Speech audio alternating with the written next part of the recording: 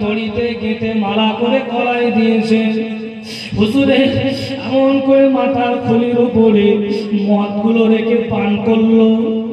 আরে হযরত আমির হামজা হুজুরে দিল কলিজাগুলো বার করে হিন্দা নামক ওই বিশ্বাসঘাতক মহিলাটি চিবিয়ে চিবিয়ে ওদের জমিনে ফেলে দিয়েছে। বাবা আল্লাহ নবী ঝরঝর করে কাঁদেন।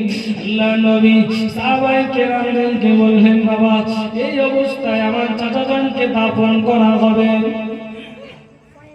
এই অবস্থায় দাফন হবে, আপনি বলেন কিয়ামতের দিনে সুস্থ শরীর নিয়ে রাসূলুল্লাহর সামনে উঠে দাঁড়াবে, আমির হামজা হুজুর কোন অবস্থায় উঠে দাঁড়াবে?